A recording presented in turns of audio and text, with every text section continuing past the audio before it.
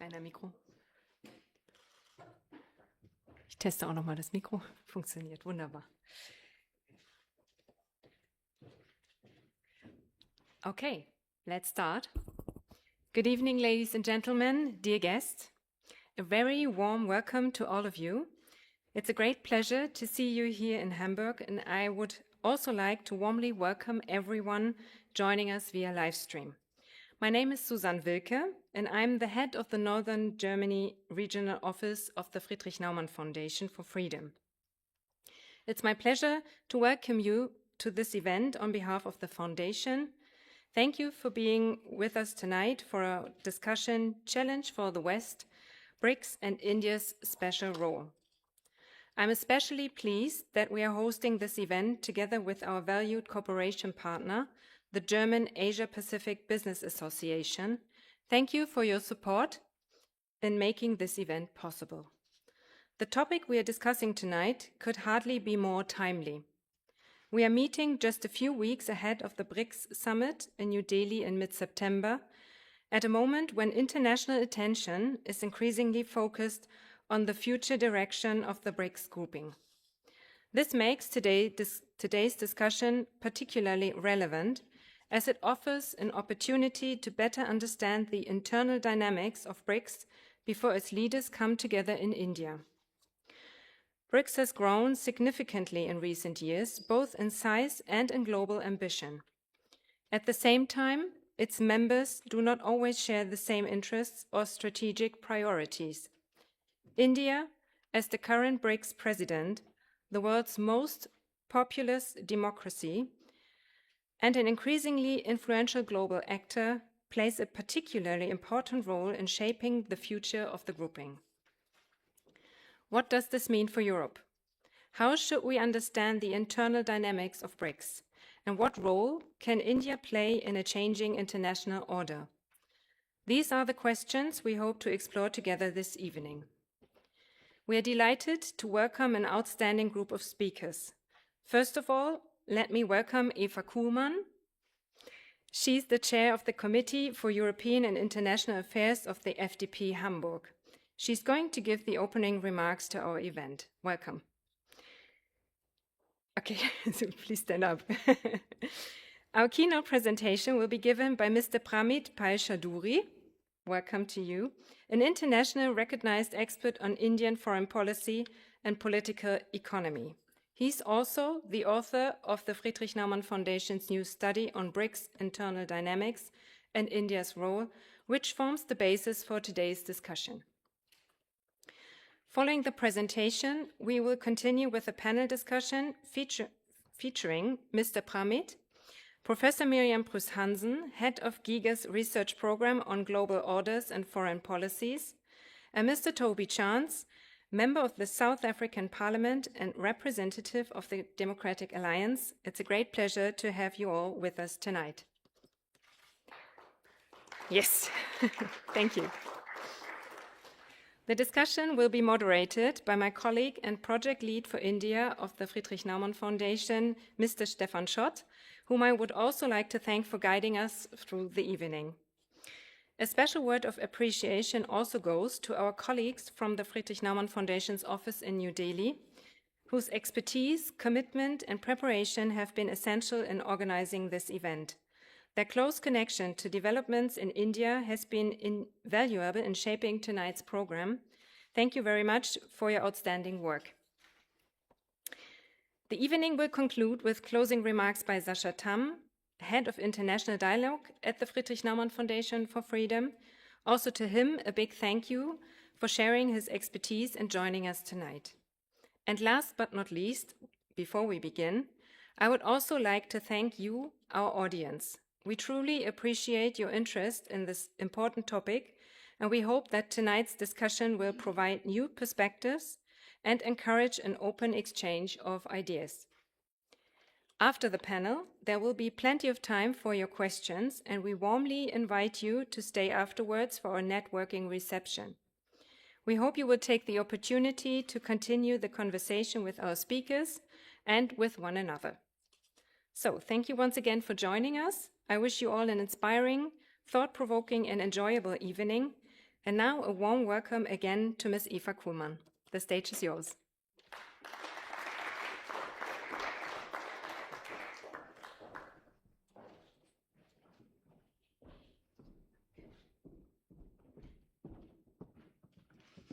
Good evening, ladies and gentlemen. It's a great pleasure to welcome you to today's discussion. I hope you can hear me properly. Oh, here we go.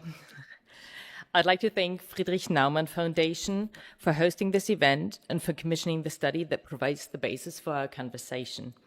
My sincere thanks also goes to our distinguished speakers. Thank you for joining us and contributing your expertise to what promises to be a timely and important discussion. We meet at a particularly significant moment. In just a few weeks, India will host the BRICS Summit in New Delhi under its presidency. Sorry, you can hear me properly, can you? Thank you. India has framed its chairmanship around resilience, innovation, cooperation, and sustainability. This summit will therefore be an important opportunity to assess not only what BRICS seeks to achieve, but also how much unity and strategic coherence the grouping can actually develop. At a time of growing geopolitical tensions, shifting economic realities, and increasing fragmentation of the international order, BRICS has become impossible to ignore. For many years, BRICS was viewed primarily as an economic concept, a shorthand for emerging markets with strong growth prospects. Today, however, it's increasingly seen as a political platform seeking to amplify the voices of emerging and developing economies and to shape debates on global governance. This evolution deserves our careful attention as well as a differentiated analysis. BRICS is often described as a united counterweight to the West. Yet this description overlooks the very different interests, political systems, and strategic priorities of its members. The countries that make up BRICS may share certain frustrations with the existing international order, but they also compete with one another and pursue very different national agendas. Too often, discussions in Europe treat BRICS as if it were a coherent geopolitical bloc. In reality, it is anything but. Its members differ profoundly in their political systems, strategic interests, security priorities, and visions for the international order. These internal dynamics help explain both the growing relevance of BRICS and the limits of its cohesion. This is why today's discussion and Mr. Chaudhry's study is so valuable.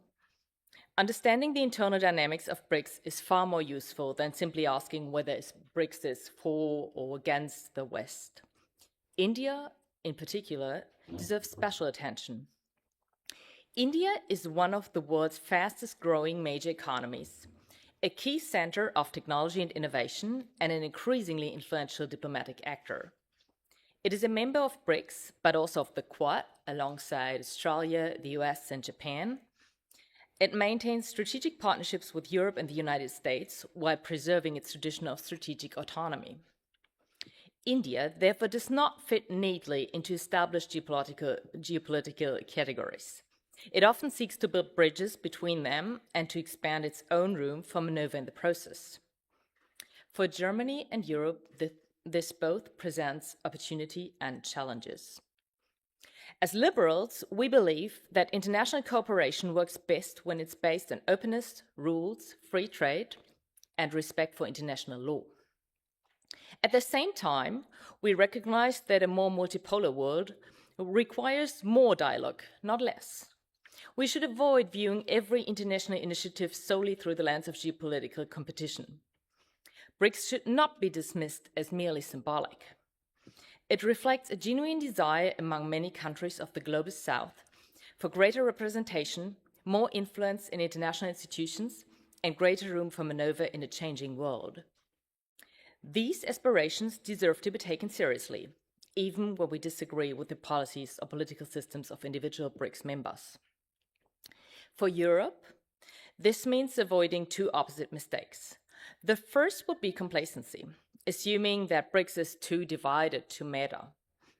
The second would be an overly simplistic bloc mentality, treating all BRICS members as a part of a single anti-Western camp. A liberal foreign policy pursues a more differentiated approach. We must defend our principles, individual freedom, rule of law, democracy, territorial integrity, and an open international order. But we should also remain open to dialogue and practical cooperation where interests overlap. On climate change, energy security, trade, digitalization, health, development. Engagement does not mean naivety. Dialogue is not endorsement. And cooperation in one area must not prevent us from speaking clearly about human rights, international law, or Russia's war against Ukraine. Germany and Europe should therefore seek partnerships rather than simply choosing sides. We should listen more carefully to the concerns of emerging and developing economies, strengthen our own economic and technological competitiveness, and offer credible alternatives based on transparency, sustainability, and mutual benefit. We should approach countries such as India with confidence, respect, and genuine curiosity. Germany has every reason to deepen its partnership with India, not only in trade and investment, but also in science, innovation, climate policy, education, and security cooperation. At the same time, we should pursue an honest dialogue wherever our perspectives differ.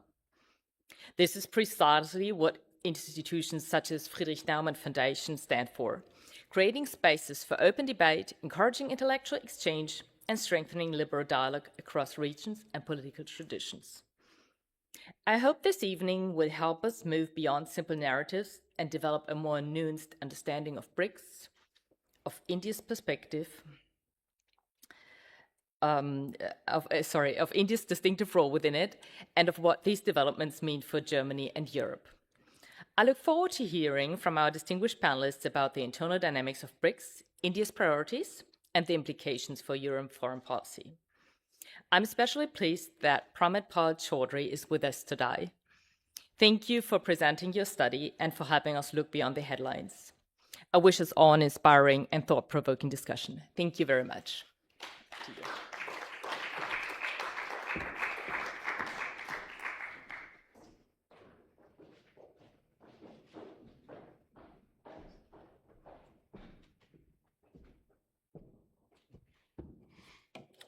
Thank you, and I'm very happy. This is my first trip to Hamburg. I've never been here before. I've been to other parts of Germany, so it's quite nice to be here. And I had been told Hamburg weather was bad, but I'm very impressed. So, as the BRICS is going to be, the next summit will be held in India on September 12th and 13th. It will also be the first BRICS summit of the expanded BRICS. The original 4 members, of course, became 5 with the addition of South Africa, and now it's up to 10, with Saudi Arabia kind of making up half, trying to decide whether or not it will join as a full member. It's presently an associate member. But there are now 25 other countries that have applied to join the BRICS. And so the BRICS, in fact, if anything, their problem is way too many countries are starting to join. It will also be, this summit in Delhi that is coming up, will be the first one, if they all show up, where Iran, the United Arab Emirates, and Saudi Arabia, the leaders of all 3 countries, will be sharing an international fora together. Iran has already made it clear that their president, Pezeshkian, will come.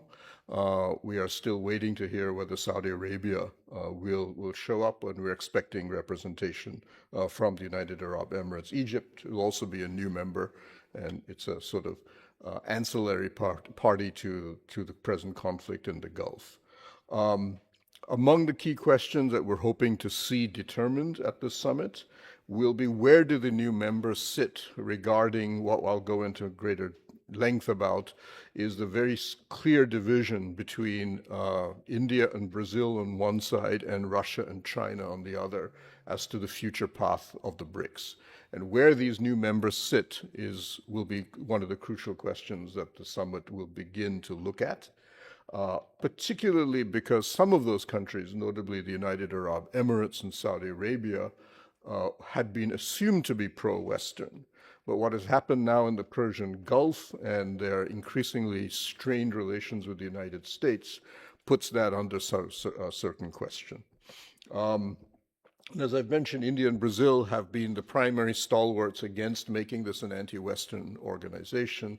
But one of their concerns is that they will increasingly now be isolated within the BRICS if we have continuing changes in the larger geopolitics of the world. The BRICS, the clout of the BRICS, at the heart of it, of course, is the amazing dominance and rise of China. You'll see from the numbers here in terms of GDP, global GDP, at least in purchasing power parity terms, the BRICS today, and this does not include Saudi Arabia in its listings, is already at about 35% of the world's GDP. Its population, obviously driven by the fact that India and China are both members, is already about 45% of the world. And because oil is on everybody's mind right now, we're also 30% of the world's oil production. And goods exports, it's about a quarter of the world's goods exports. But if you were to go to almost any other measure in terms of, let's say, critical minerals, rare earths, investment flows, BRICS would probably be roughly at about this level already. About a third of the world would be effectively coming out of the BRICS nations.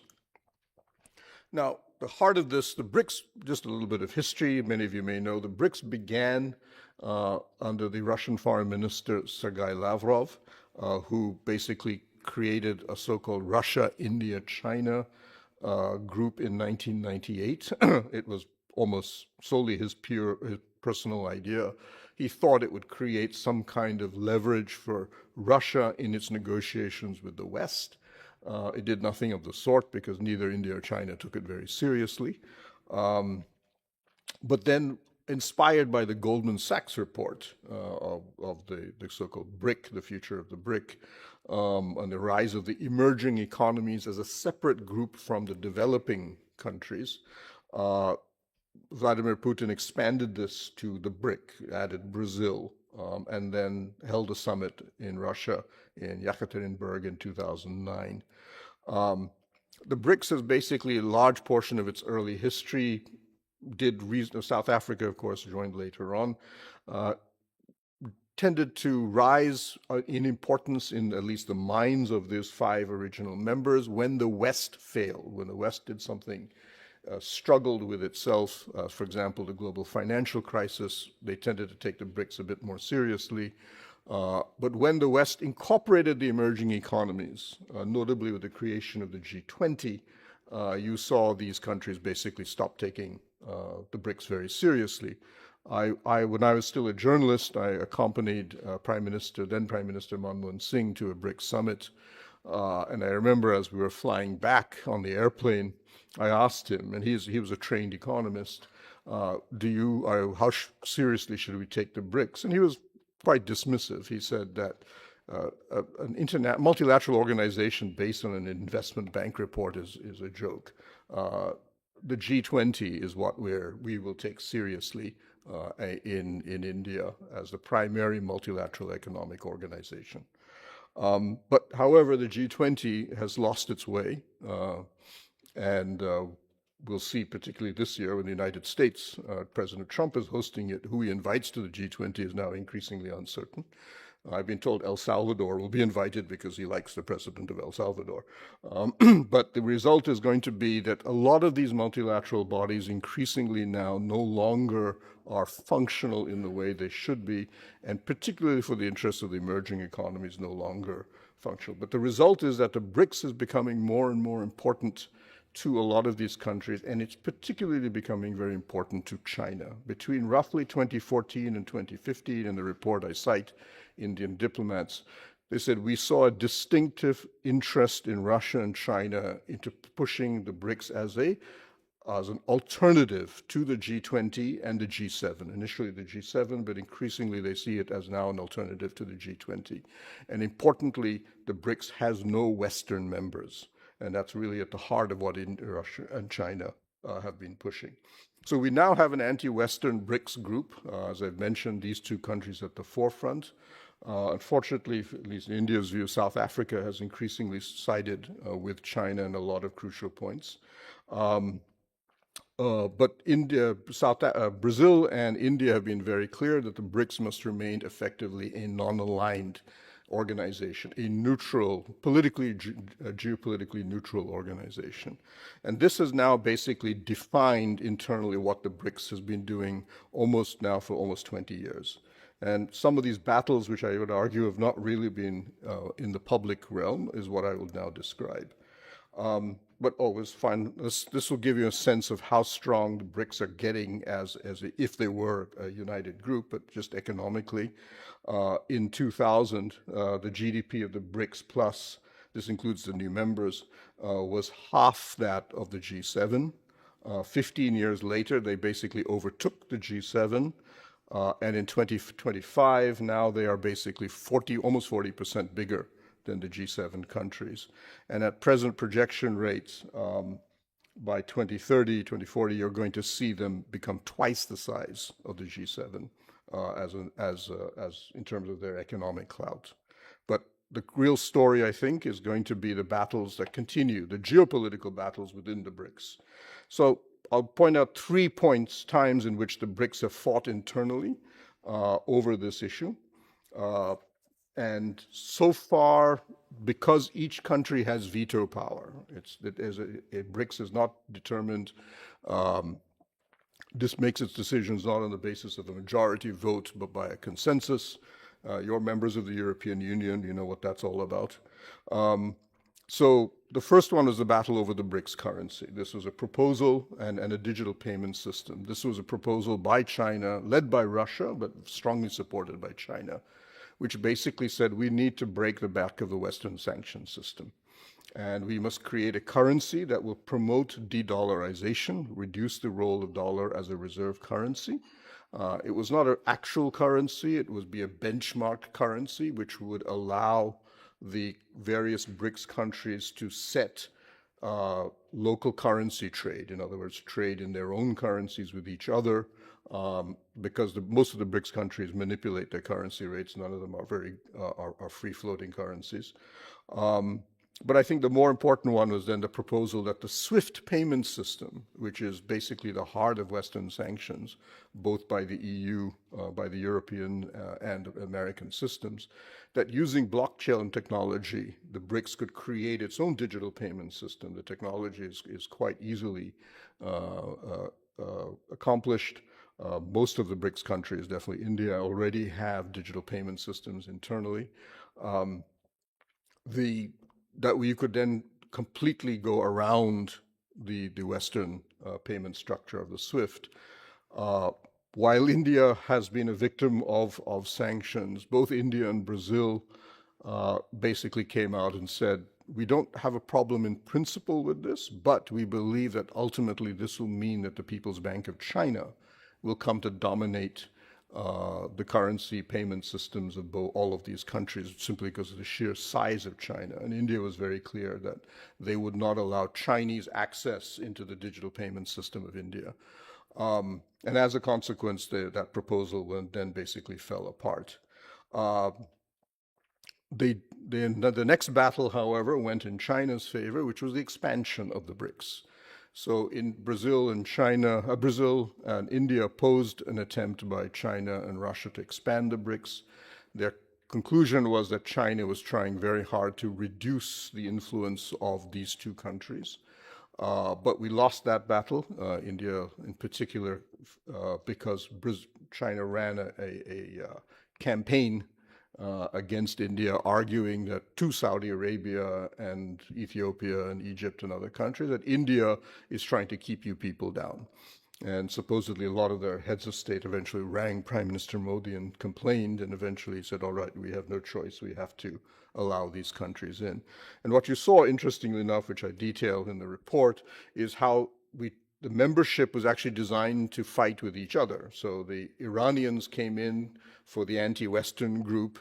India and Brazil supported UAE and Saudi Arabia, calculating that they would support the West, and so on and so forth. So you saw that membership come in a slightly bizarre fashion, but ultimately because of these geopolitical concerns among the various members. Where the two groups did agree was to create the BRICS Bank The formal name is a New Development Bank, because of concerns that the West was not increasing the capital base of the World Bank, and that the IMF itself was becoming extraordinarily, the conditionality of the IMF were becoming excessively strict. And so the creation of both the BRICS banks and the CRA, the Contingency Reserve Arrangement, is a $100 billion IMF alternative.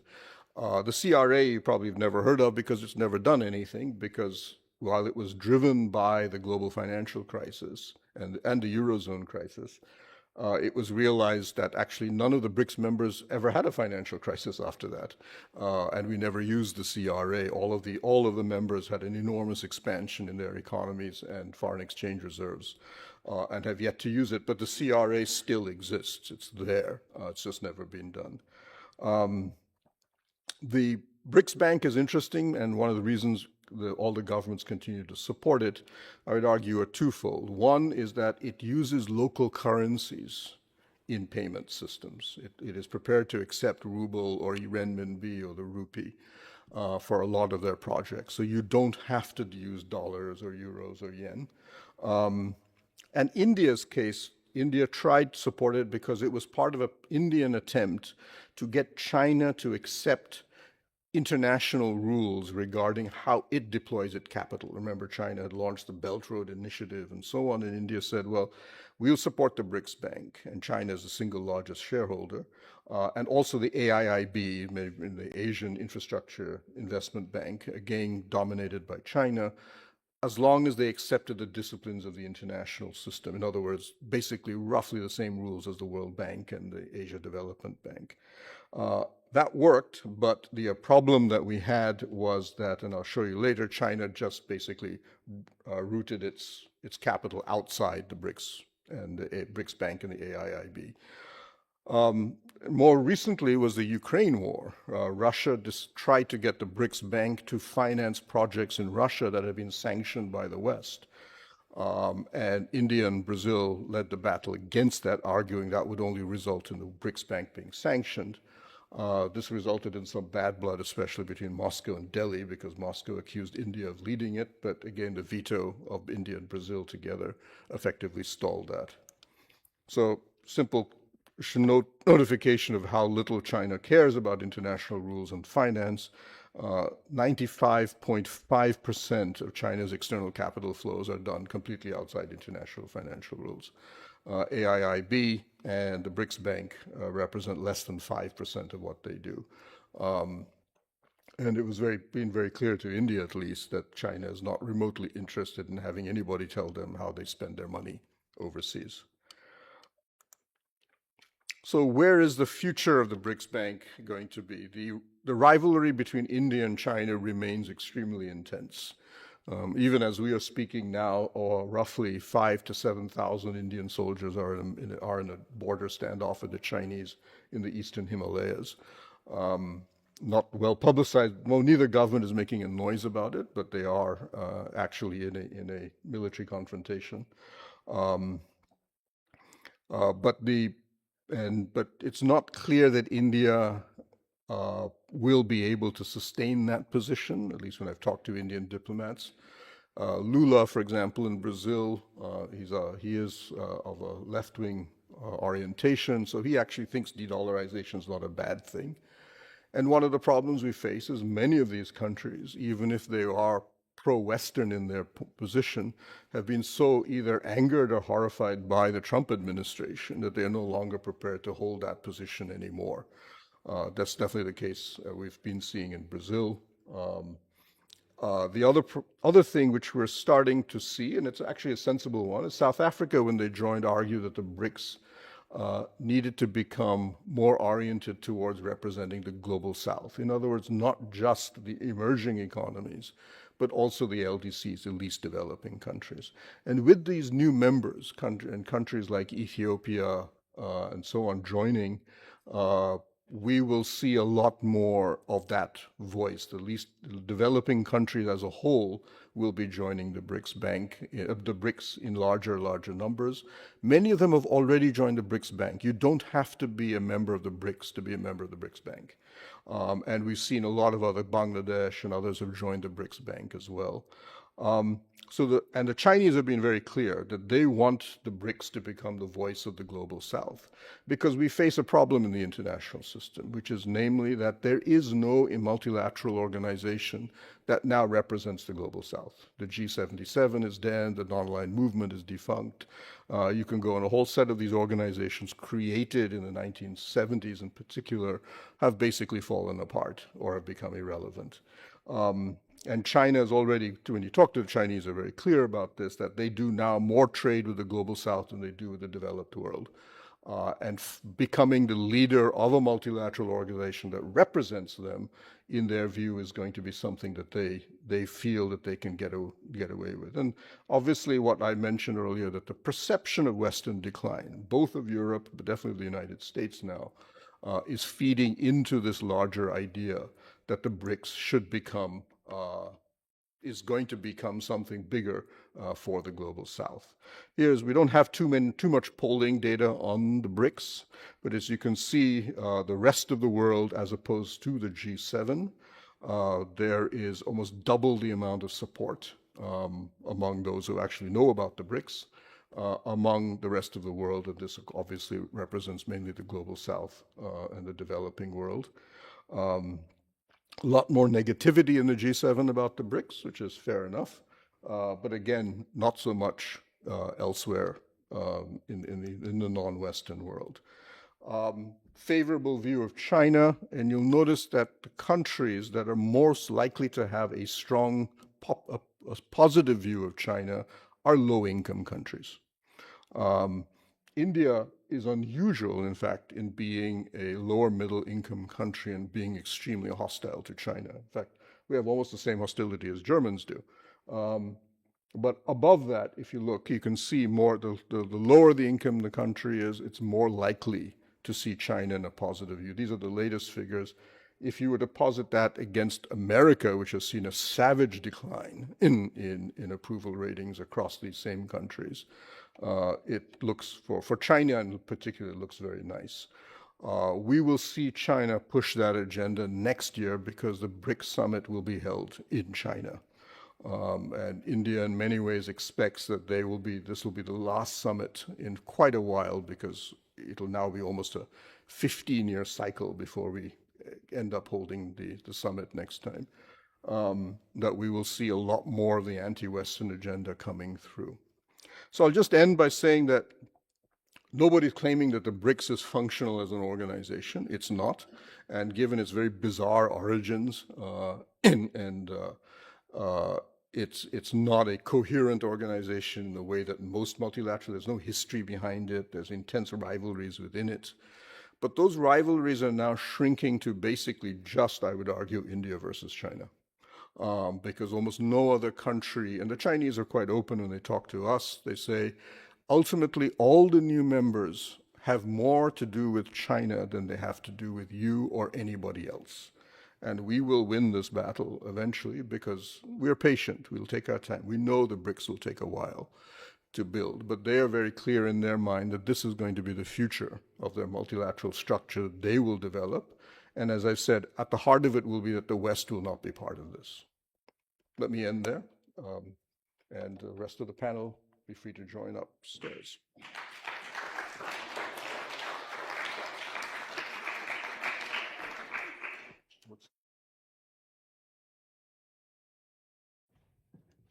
So thank you very much, Pramit. That was, I think, a brilliant introduction. And let me also take the chance to again welcome the other brilliant experts that we have on the panel today. Professor Miriam Pris-Hansen is an expert for geopolitics and especially on Asia. I need my glasses to not make a mistake. So you're the lead research fellow at the Institute for Asia Studies and head of the research program on global order and foreign policy at the Giga Institute. Thank you for being with us. And Toby Chance represents South Africa today. Toby Chance is Member of Parliament in South Africa. Whoops.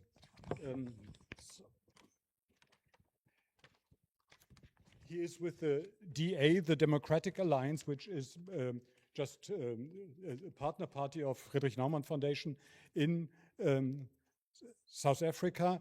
And the DA is at the moment in a coalition government with the ANC. First time the ANC is not able to govern alone since the end of apartheid. So the DA plays an important role in South Africa, and we are eager to hear your perspective on BRICS as well from the African side, and maybe you don't fully agree with what Pramit said on the South African position within BRICS. We are eager to hear that. But let me start by asking about the upcoming summit. We are just a bit more than 2 weeks away from that, and this will definitely be a big show. Up to 11 heads of state, not everybody has confirmed its participation, but it will be a big event. Will it just be a big show, or will that really mark a turning point in geopolitics? Maybe the first question goes to you, Miriam. Thank you very much. Thanks so much for the invitation. I think there will be a lot of show, but the symbolism of it should not be underestimated. And I think I think a lot of things are going to happen on 2 tracks. Once in the negotiation rooms, where we are probably publicly not necessarily going to learn all of the things, and then a lot that's going to be out in the media, and that obviously will have to do a lot with what is going on in the Middle East. And then possibly, or not possibly, very certainly a third track that we shouldn't underestimate, and I think that is part of the BRICS importance, the bilateral meetings that will or will not happen, for instance, between Modi and Xi Jinping. In terms of outcomes, I think, and that's sort of what is reported also by a lot of think tanks, if there will be a joint declaration, that will be a success, because what has happened this year already, that, for example, the foreign ministers meeting in May could not come up with a joint statement because of tensions between the UAE and Iran above all. And so it will be curious for any observer to see whether there will be a joint statement, whether there will be things agreed upon beyond, because that's the crucial aspect of the BRICS. It's a consensus-based organization on many things, especially on the programmatic sort of future-oriented aspects. There will need to be consensus, and I think the political security aspects that's going to intervene in terms of the heterogeneous membership will do a lot to prevent possibly a lot of sort of shared outcomes. Toby, may I pass that question to you as well, and please give us your perspective. There is a certain danger that the conflict in the Middle East will dominate the summit. And there are Iran, there's United Arab Emirates, Saudi Arabia, to a certain degree, Egypt involved. And so can that cause a complete failure of the summit as well? I think, is it working? Yeah. Yeah. I think it's impossible to answer the question, actually. I think that this summit is totally indeterminate in the way in which it's going to pan out. Because I think that the expansion of BRICS has created a completely new dynamic amongst not just the members, but amongst the members and other parts of the world that are looking at it for answers. And of course, the Middle East conflict and the inclusion of more developing countries has also changed the perspective of each of the members towards the West, because the West has become, I think, even more of a question mark over its commitment to international relations. But when I talk about the West, I'm conscious of the fact that the West itself is divided, because, of course, we have the Trump administration versus the rest. And that has led to question marks over the extent to which the West or America can be trusted as a partner, which then results in membership of BRICS becoming more potentially significant. as a way of feeling a part of world conversations. And I think certainly from the South African perspective, we were pushing for the expansion. And I think that we're probably happy with that. When I say we, and of course I have to explain that we as the South African government is not necessarily the same as we as the Democratic Party, or the Democratic Alliance, sorry, because although we are a member of the coalition, we have a very different perspective on foreign policy. We don't have the foreign policy portfolio. We never will have the foreign policy portfolio in an ANC-dominated government, because that would result in many of the assumptions behind South Africa's diplomatic position being challenged, and the ANC doesn't want that to happen.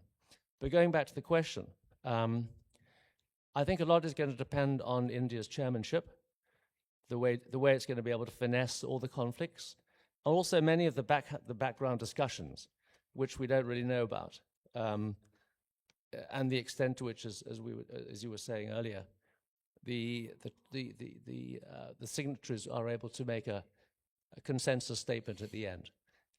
Normally when these consensus statements come out, they're very anodyne. They don't actually say anything in particular. They're just a way of trying to put out something which most people can agree on, but it actually says very little. Yeah, that brings me to Pramit. Pramit, representing India tonight. And for India, this summit is important. It's important to the Prime Minister, Modi. And India, what I've learned, I lived there, have been living there for a year now, is very professional in its foreign policy, and it's the brilliant diplomats. So India will do everything to make that summit a support. And at the same time keeping it on a neutral base or neutral level geopolitically. So what can this success for India look like? What kind of topics could be touched in the final declaration? So, as Toby's correctly said, the final statement probably will be very anodyne. I think what India will be looking for is hopefully that the UAE, Saudi Arabia, and Iran actually show up and don't shoot each other. That would be in itself an accomplishment. The real game would be that if they are privately going to meet on the sidelines and have their own little discussions, if even two of them have a discussion with each other, that would be considered an accomplishment.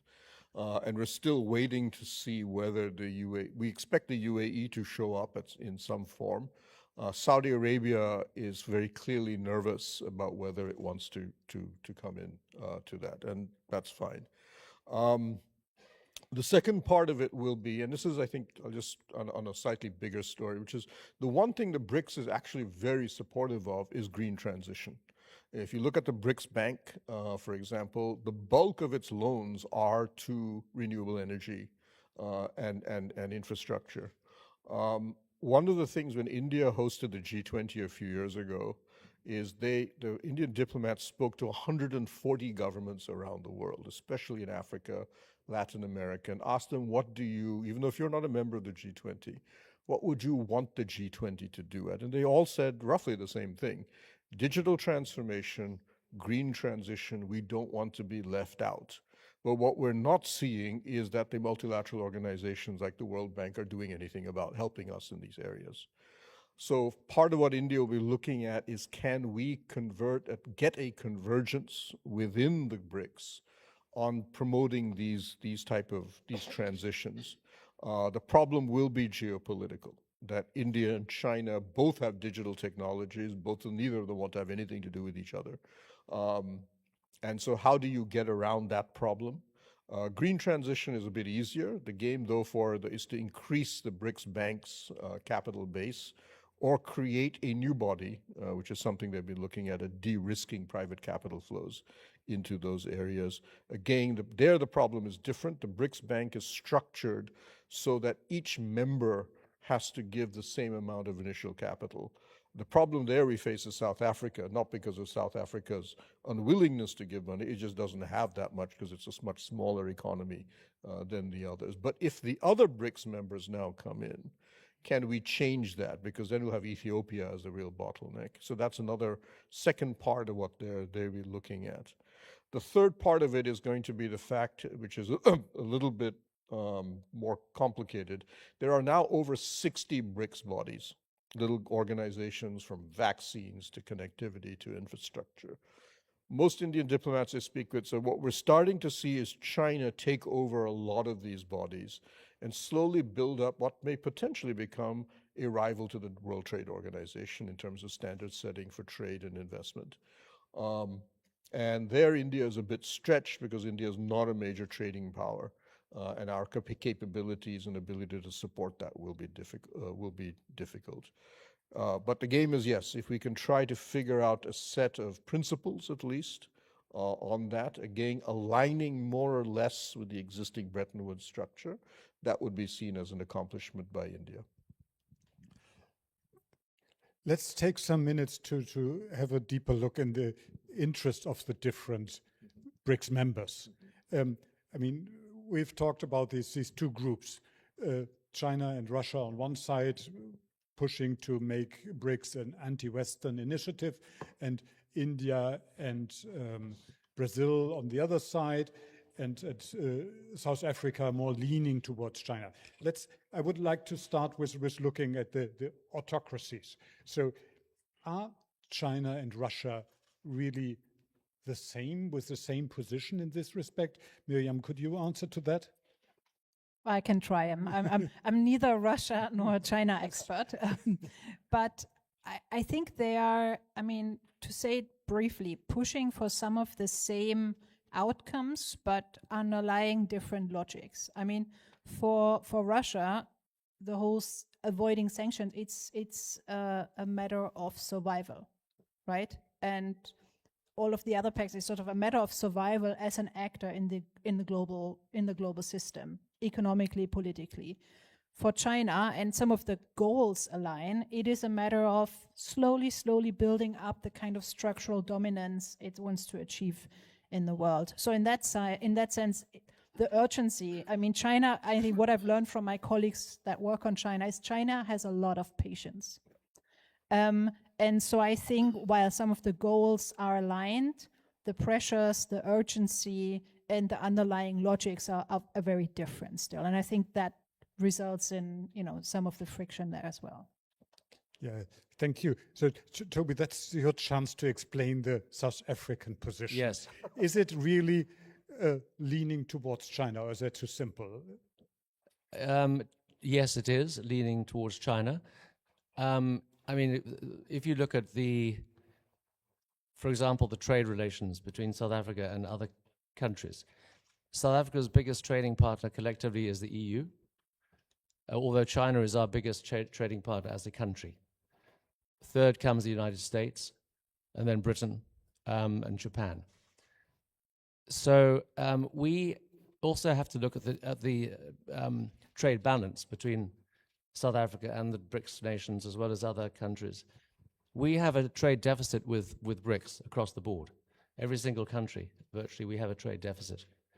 That's not the case with the United States.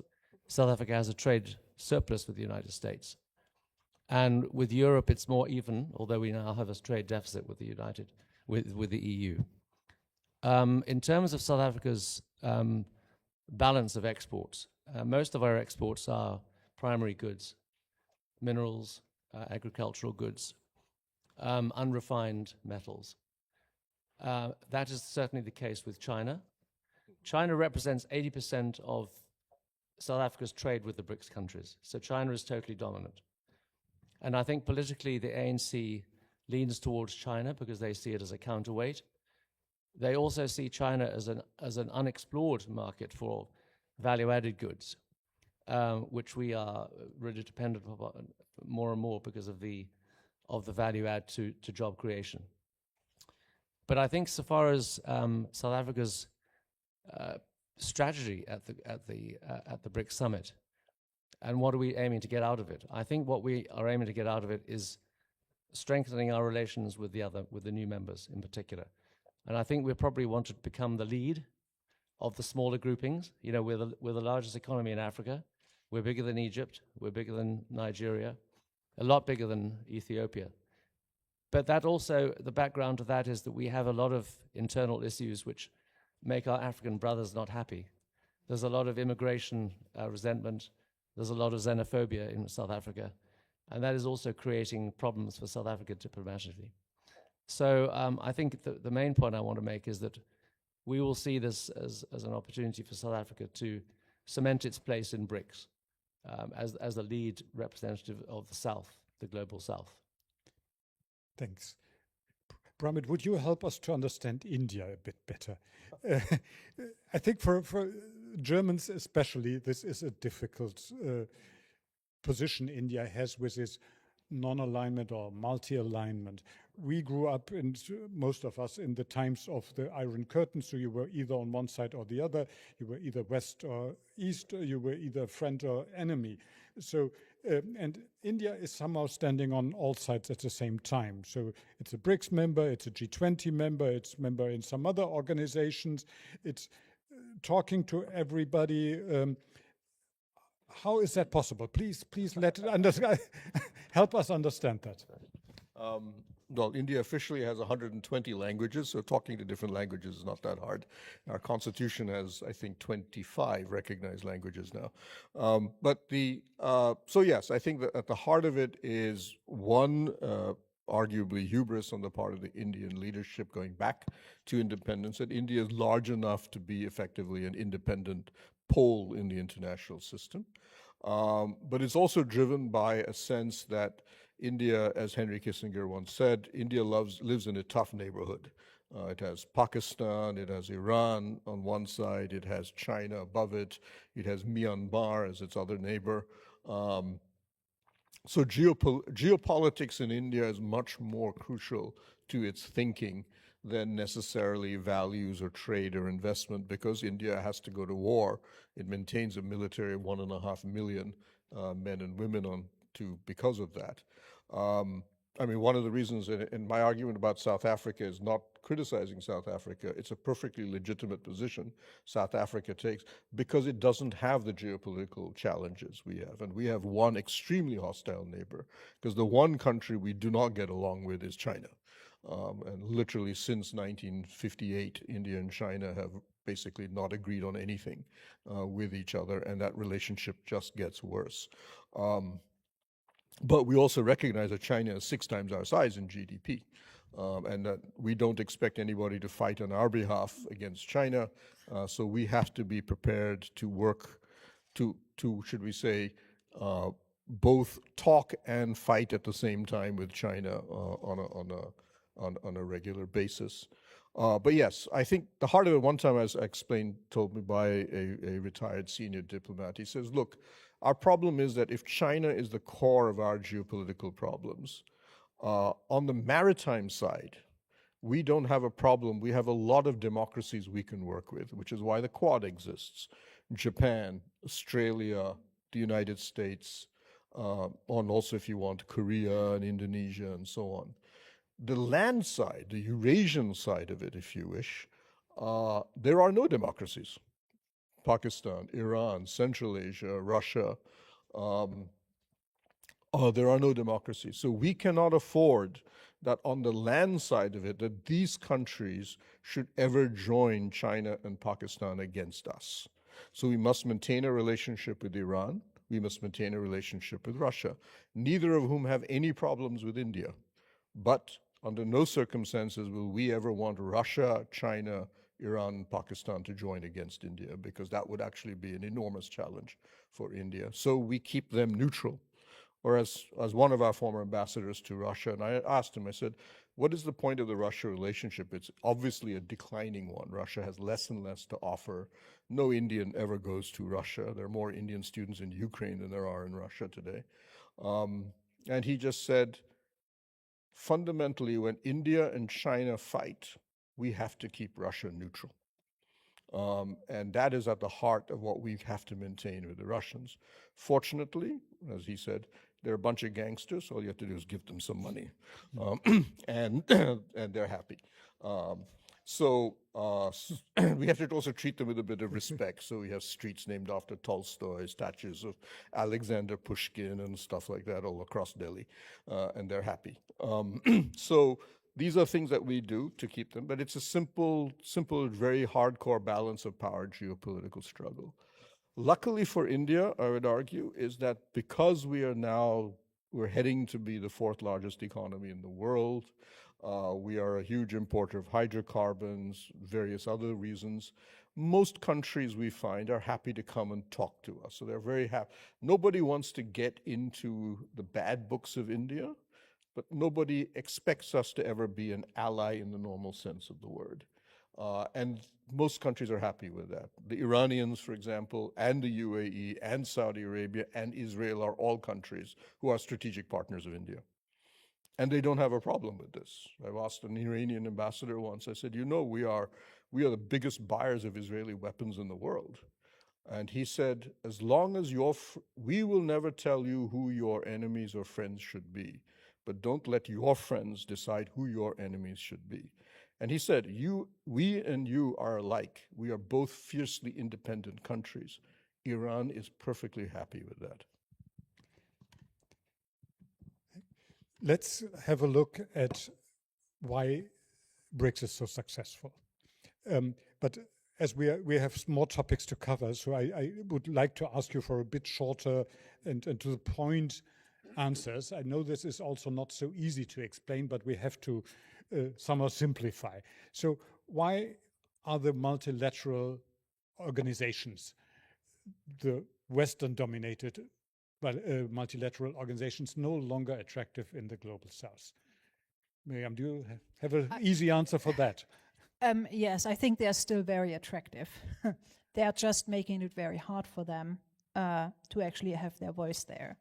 And so I think what the BRICS offers, and I wonder about what you said about China taking over at some point. I wonder if not India is lending so much credibility and legitimacy to BRICS that it's absolutely necessary, and that China will also do a lot to keep India happy. That's on a side note. But I think that what is BRICS is very good is that it offers an opportunity not to have to choose. It offers this, and its amazing ability to compartmentalize. So that India and China sit on one table and fight at the same time, or have very big. I think that is the big attractiveness for on sort of a symbolic side. And on the other one has to say access to China, to Chinese markets, to Chinese goods is, I think, another very big attractor. But at the same time, it doesn't force countries to choose between sides, and I think that makes it quite attractive. Toby, I think that's, I've also lived in Africa for some years, and one of the things that really surprised me is how different the world looks when you look at it from Africa. So we as Europeans tend to think that our values are superior. We deeply believe that we just want the best for the rest of the world, and we struggle with the fact that the rest of the world is not recognizing that. Why don't they see the world as we do it? And this is especially, you feel that in Africa when you talk to Africans. Do you have an explanation? Why does the world look so different when you look at it from Africa? I think you have to look at the realities of the past and the future. Historically, Europe has been by far the biggest investor in Africa in terms of foreign direct investment, in terms of aid, trade relations. That is changing because of the, I wouldn't say retreat of Europe in the West, but by the aggression of China. And so if you go into various parts of Africa, you will see that the majority of the infrastructure projects, whether it be railways or roads or dams, are driven by Chinese investors. And also China doesn't place as many conditions upon its investment in Africa and other countries. We all know that, the Belt and Road Initiative. So I think it's partly Europeans being a little bit complacent, and they have to reassess their position competitively compared to mainly China. And of course, China is dominant. India doesn't really have a presence in Africa to anything like the extent China has, and I'm not sure whether that's going to change. I don't actually know whether India has any ambitions, apart from trade, to expand its role in Africa. But I would also question the extent to which BRICS is that successful, actually. I think people overestimate the success of BRICS. I don't think you should get too het up about it, actually, as Germany and Europe. BRICS is more of a chimera. BRICS is a mirage. It's more defined by what it isn't than what it is. And I think that, you know, we're talking about the Friedrich Naumann Foundation for Freedom. BRICS is not about freedom at all. The BRICS members are mostly autocracies. Now that we have the addition of the new members. And this presents a real challenge, particularly for a country like South Africa, because we have the most liberal constitution in the world. We certainly don't have the most liberal leading political party in the world. So I think that that's really what the challenge for India and the other democracies is, to be more explicit and more outspoken about the issues that are facing human rights in the countries that are dominant. And so, you know, China and Russia would rather we didn't talk about those things, but we have to talk about those things. So I think that's the challenge, essentially, that those countries face and South Africa faces, so that we don't just compartmentalize ourselves as a trade group, but actually have some values and principles to stand up to. Yeah, Pramit, you just told us that 25 other countries are applying to become BRICS members. So I would call that a success. And is that a failure of the West? Is that the main reason that we missed to offer them an alternative? Or should we just be more relaxed, as Toby says, and say, okay, this is a liberal world. If they sit at another table, let them. So, I mean, look at the counterfactual. Let's say India and Brazil had not blocked what China and Russia had proposed. They had just said, okay, it doesn't matter to us, or we support some of these ideas.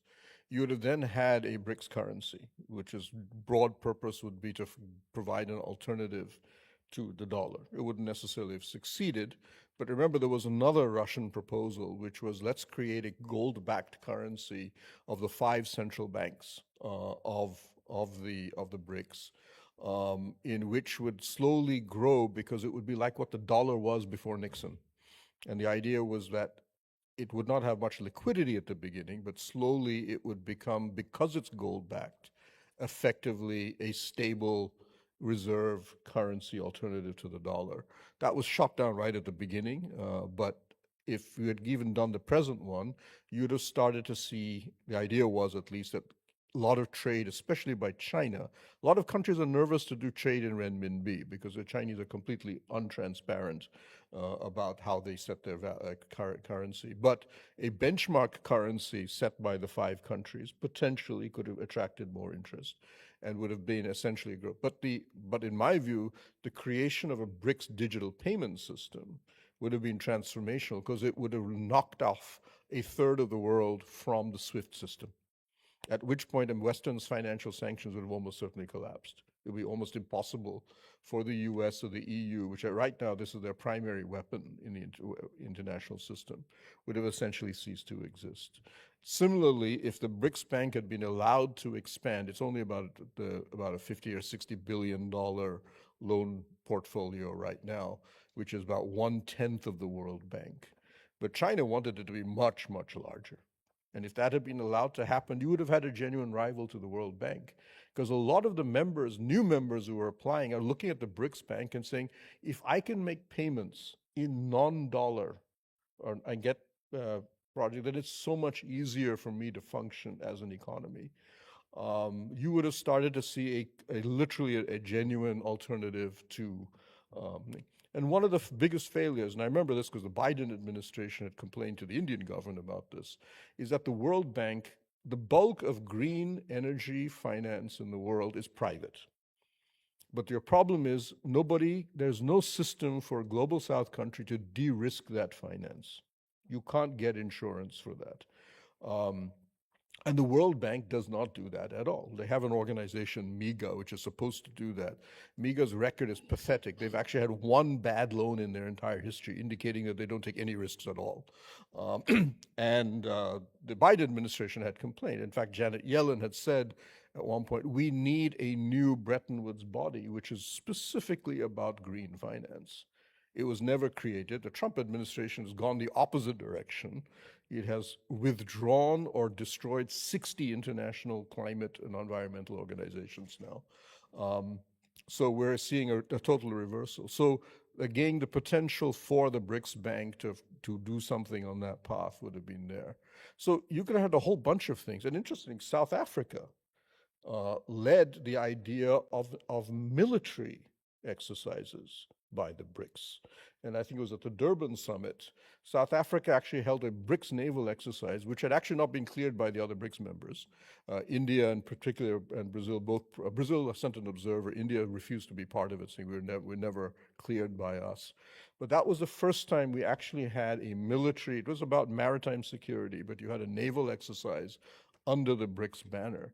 So you're starting to see a new path in which China was the primary operator in all of that, of a military, BRICS actually starting to go down a military path.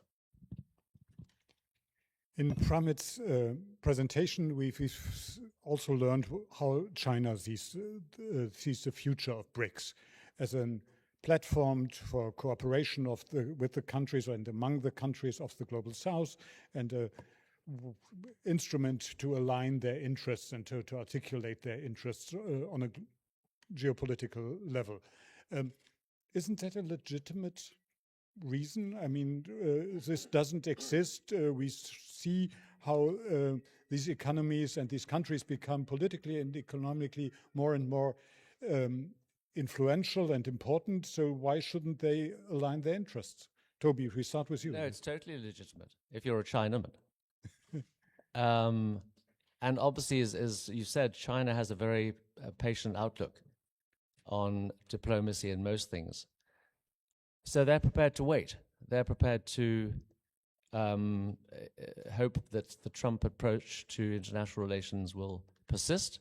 It's unlikely that it will, I think, after the next election. So I think that each country is inevitably going to pursue its own interests. That is the purpose of any country's mission.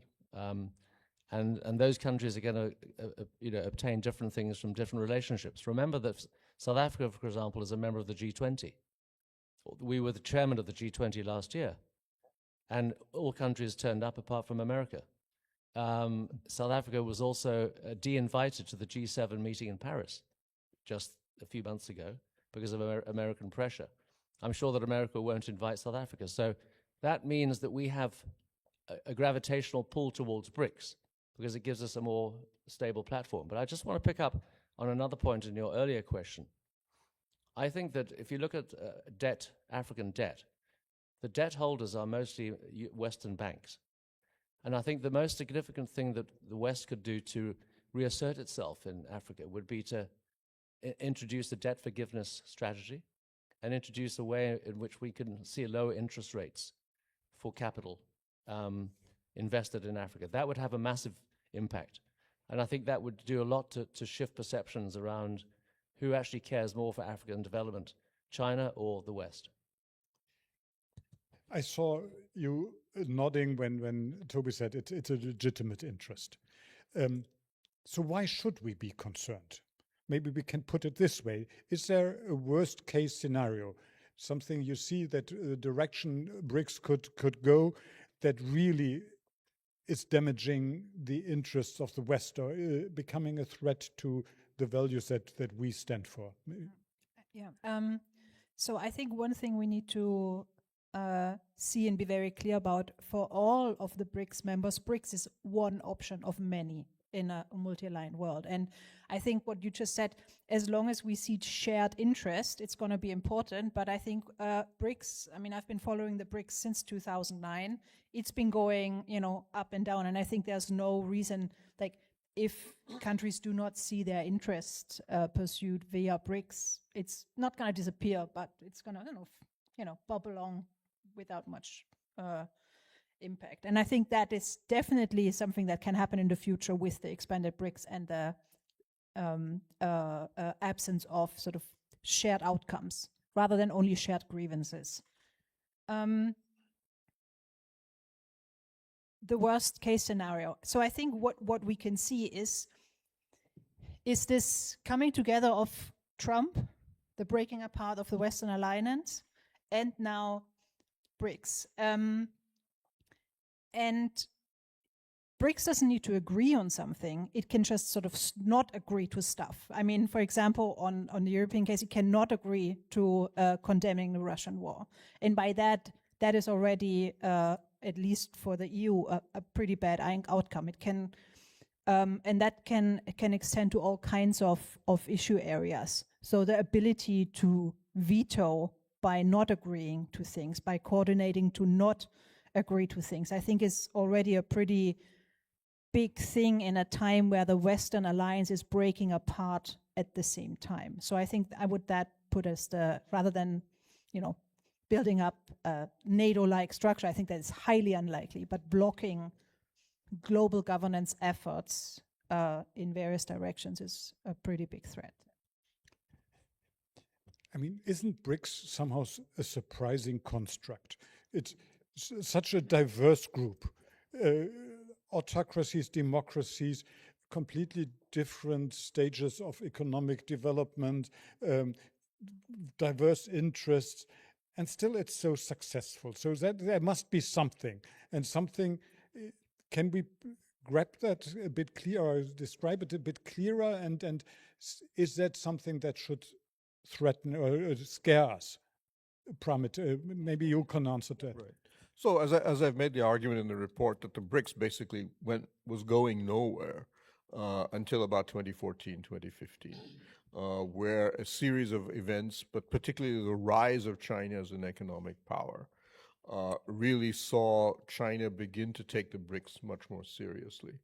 I would also add, and I mentioned this in the report, that there's an anecdote there. The Chinese public liked the BRICS. For example, during the height of the Eurozone crisis, you may remember the IMF tried to create a so-called Great Firewall. They were asking emerging economies and the United States and other countries to commit to $300 billion as a capital reserve for literally fear that the Eurozone would collapse, in which case the global contamination needed to be somehow arrested. They asked China to commit to $40 billion. A Chinese deputy governor of the central bank went public on Chinese television and said this is a good idea. Huge reaction in Chinese public on social media. Why should we help, white Europeans, rich people who destroyed the Summer Palace, fed us opium, blah, blah, blah. And so the Chinese actually withdrew that. They just said that was his personal opinion. When the Los Cabos G20 summit was held, the Chinese then came to the Indians. I flew with the Indian Prime Minister Manmohan Singh then, and said, "Look, we want to give to the Great Firewall, but we're having a problem with our public. Can we do this as a BRICS proposal?" And India said, "Fine, because we're happy for you to join the IMF. Well, but we'll see what happens." And so the 4 members of the BRICS and Mexico, the host, joined in, committed over $100 billion to the Great Firewall, with China contributing $40 billion. And afterwards, I remember I was in the press center and I was talking to the joint secretary from one of our joint secretaries from our foreign ministry. I said, "How did it go?" They said, "Oh, the Chinese came and said it worked perfectly. Our public was like, the BRICS is ours. So if the BRICS does it, it's good. If it's done by any Western organization, unacceptable to the Chinese public." So within China, you start to see the idea that the BRICS is something that we can use because both is it not only popular, but it fits in with a larger geopolitical agenda that we have. And the sense within China repeatedly now, I would argue, Russia is sort of on and off because its commitment, it doesn't really have the resources to commit very much to, but that the West is in decline. And whether it's a global financial crisis, the Eurozone crisis, the Trump presidency, so on and so forth, a weak reaction, arguably, to the Russian invasion of Ukraine, all of this points to a future in which the West increasingly does not matter. I should add, when you're quite right, the Chinese have an interesting view on India. There's a very nice speech. There's a great speech about 25 years ago by a Chinese diplomat made in Calcutta, who basically gave her a speech, and it was literally 7 reasons why India will never succeed. Number 1 is you're a democracy. Okay, that was easy first off. You're a democracy. Democracy just does not work, and your country is no chance because you're a democracy. But what they do argue with the Indians is that yes, we're never going to be friends. But what you need to understand is your attempts to become close to the West is a waste of time. The future is with us, and you need to accept that you have to be the number 2 partner or number 3 partner in Asia to China. You can remain a democracy or whatever crazy system you want to be, but the West is a waste of your time. And that's really the heart of what they keep, which is one of the reasons they never go beyond a certain point in fighting India. Their view is that what we need to do is persuade you that you're wasting your time with the United States, with the Europeans, with the Japanese, that this is just some stupid phase in your history. And you will eventually understand that in Asia, there is only one power that matters, and it's China. Let's turn to the question how we, the West, should deal with BRICS, and what are smart answers to BRICS. And I would like to start on a very general level, on a meta level. So I think Europe, we Germans especially, live in the perception that we have enough crisis at the moment. We deal with the war in Ukraine, we have to invest in our defense, energy prices have gone up, we have problems with migration, and we could continue this list by other crises that we are dealing with. You just mentioned Trump and the uncertainty of the transatlantic relations and so on. And now we learn that the Global South has somehow been neglected and is turning towards BRICS and China.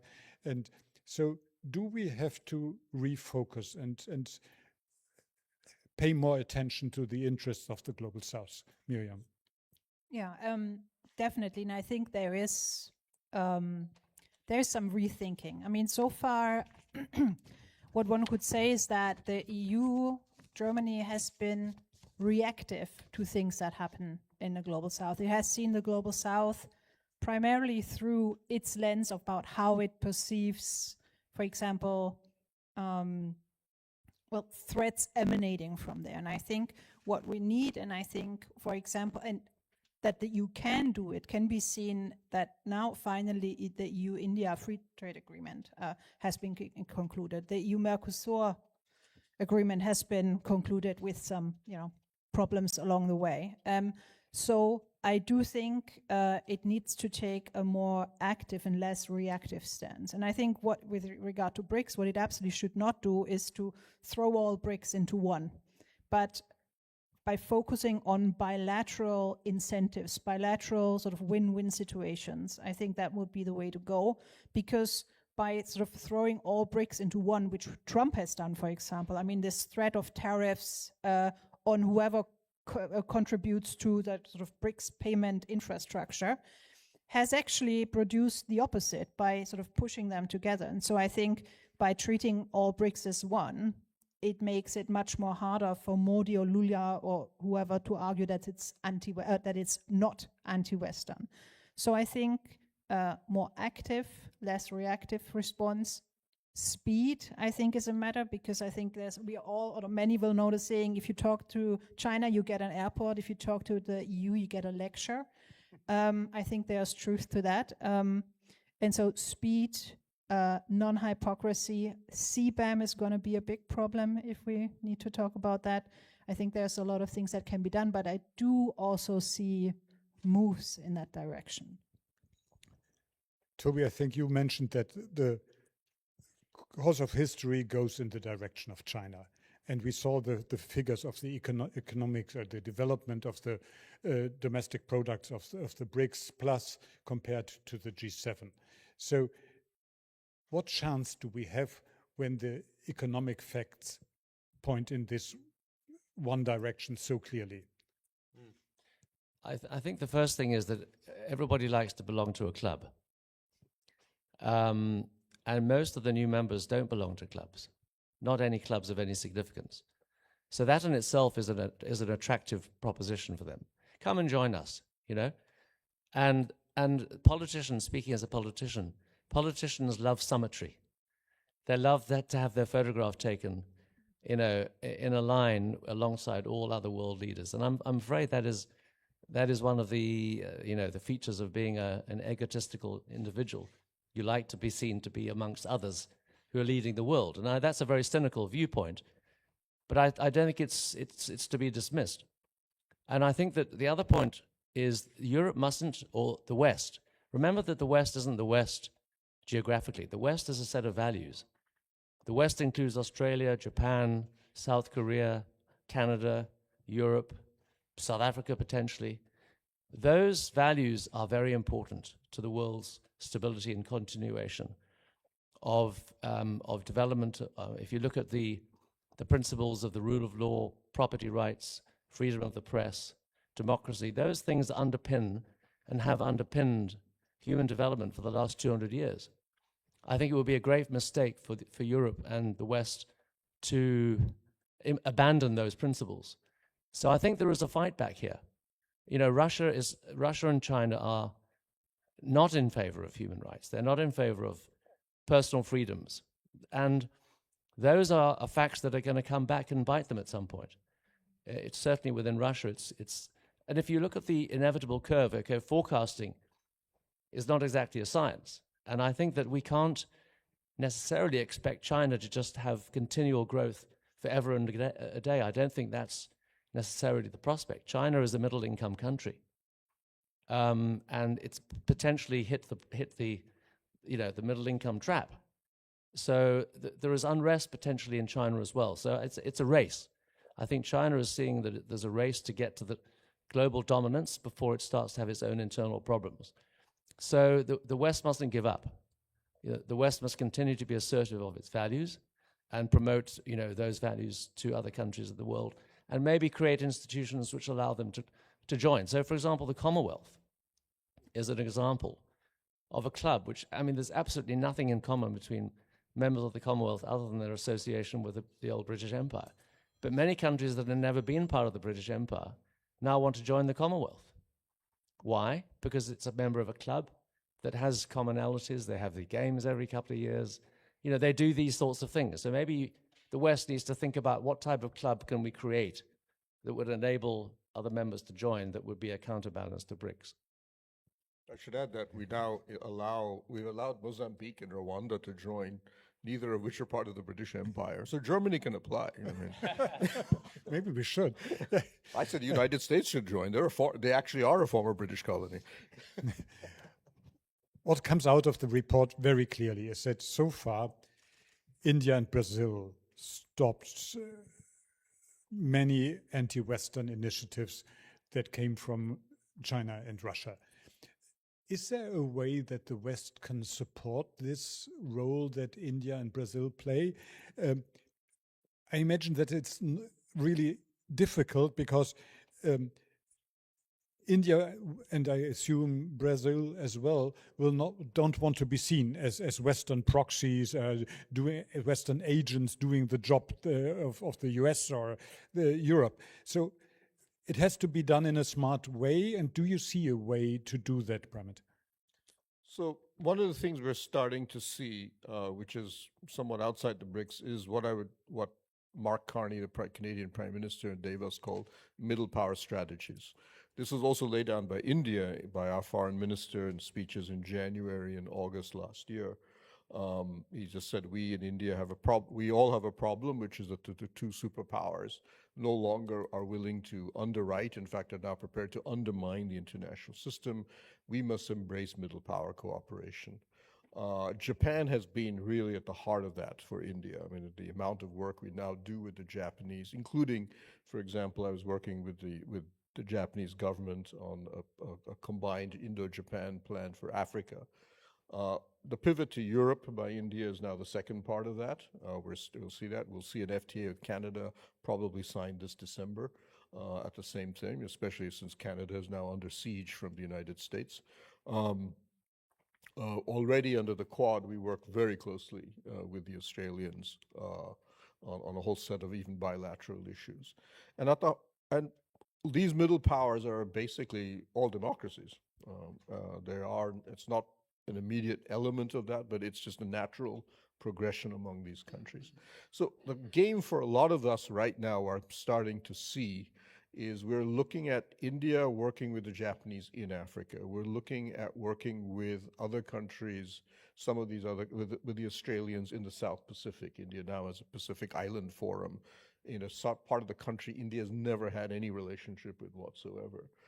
But we've seen Prime Minister Modi go to Papua New Guinea and so on. And a lot of the South Pacific Islanders are very enthusiastic about India because we've introduced digital structures to them. We introduced a satellite telecom link for Micronesia and so on, which for some reason nobody ever bothered to do before. I don't understand. We were actually surprised when they said, we'd like you to do this for us. And the game is now, can we do something similar with Europe? Can we do something on that lines in other countries? And now with the Brazilians, who are part of the country, India, India has no relationship with Latin America. India is being invited to come and do things in Latin America, which are getting part of the game is, can we start to merge those together? Because that's the obvious next step in middle power strategy, is to get these middle powers, all of which are actually quite capable on their own. They have limits because they've assumed that the United States would do all the hard lifting, heavy lifting for all of us. But can we do that now is, I think, part of that story. And I said India-Japan is now on an amazing relationship. The amount of supply chain cooperation we're seeing with the Japanese, the amount of money coming in from the Japanese, deliberately Japanese are working on making specific supply chains independent of the US and China, working with India. I would say the Canadian-European relationship is on a very similar, much tighter bond there exists, and so on. So that's going to be part of that story. That's one element of it. And as I mentioned, there are big gaps in the international system. And I think on green finance, I've mentioned one element, where you have a lot of countries in the global south that want to be part of the green transition, and nobody's helping them. I was just talking to the Biden administration. We had the Biden complain to us. They said the World Bank is useless in green finance. They do projects, but they will not handle capital flows. They said, we don't do that. We don't have no idea. We need to do something about it. It's not that difficult. As Toby correctly said, if you look at polls in like the Afrobarometer done on African countries, support for democracy is incredibly large. Most Africans like the idea of being under democratic rule. The problem is increasingly, I would argue, they don't see the West as the place to help them get that.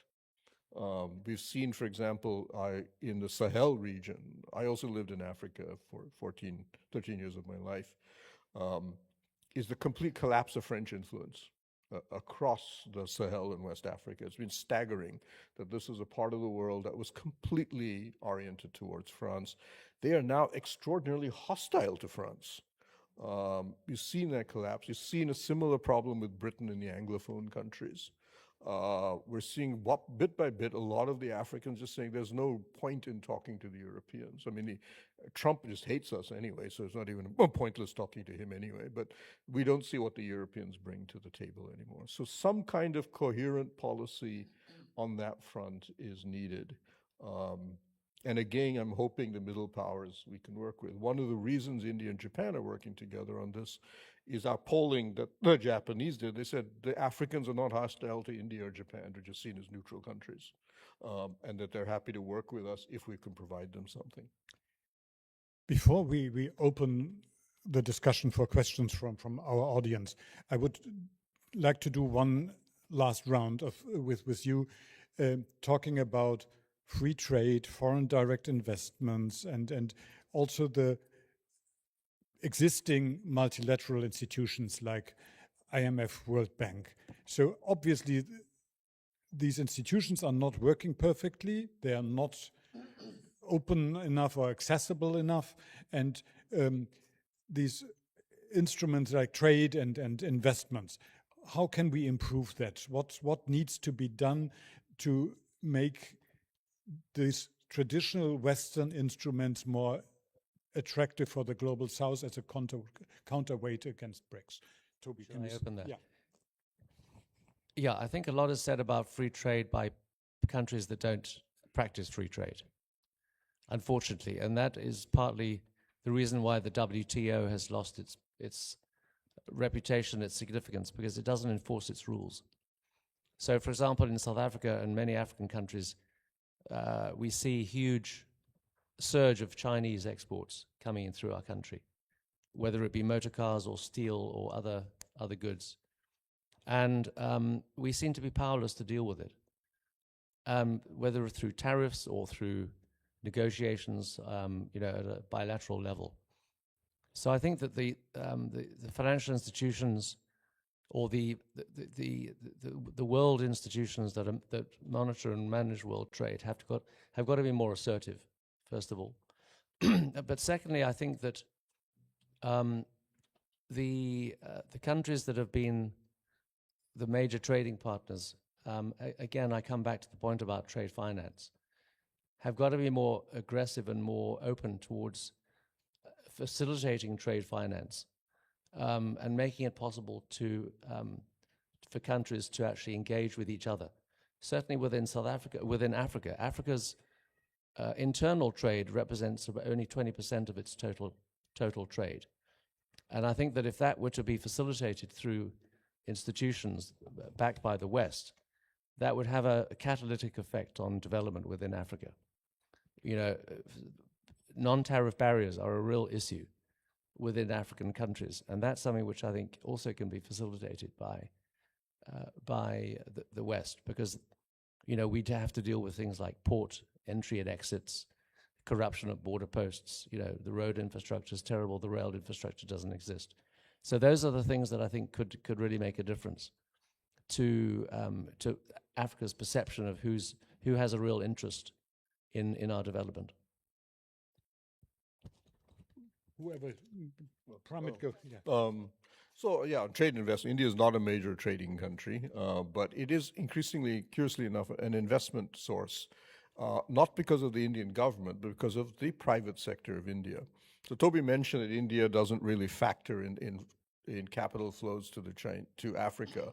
But curiously enough, I was talking to the Japanese who had done a very careful study, and they said actually India has overtaken Japan as an FDI source to Africa, and is actually, it's probably, they said, you're probably very close to overtaking the United States.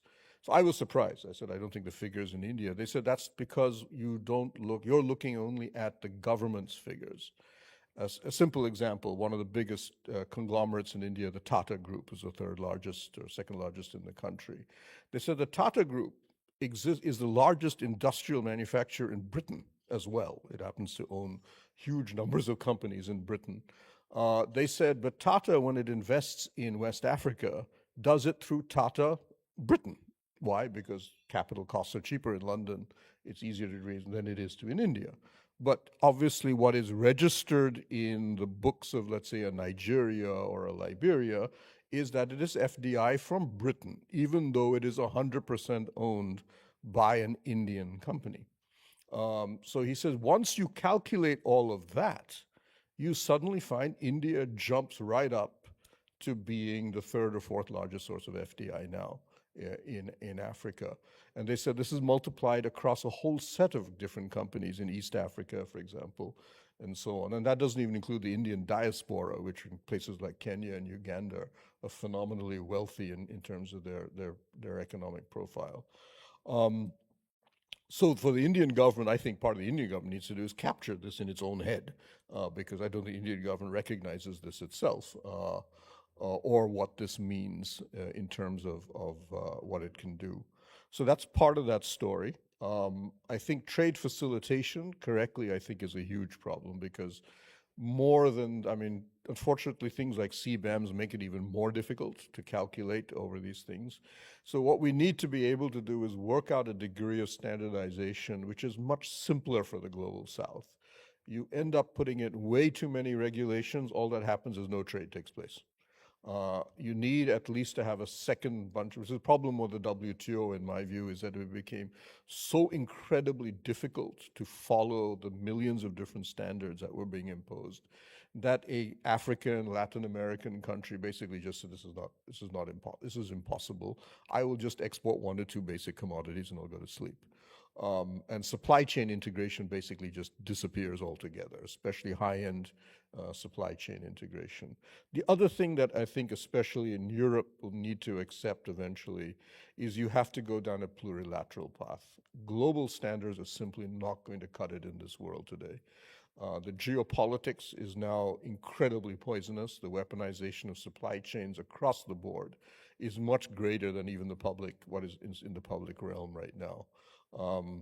Simple things like India is trying to build up a two-wheeler EV infrastructure ecosystem. The Chinese are now denying Indian engineers in that space visas to come to China because they don't want them to learn about what China is doing in that space. China is forcing Indian companies to transfer part of their manufacturing to China in return for access to permanent magnets and so on and so forth. And it's now very systematic what the Chinese are doing. So they accept, and these are technically not in violation of the WTO because the WTO doesn't go down that depth. So what you're really starting to see is India, Japan working out their own set of rules and regulations, which are plurilateral. The Quad is not a military alliance, despite whatever that we read in the press. It is about technology standards. It is almost completely the 28 sub-working groups and working in the Quad, 26 of them are technology. Semiconductors, green hydrogen, so on and so forth.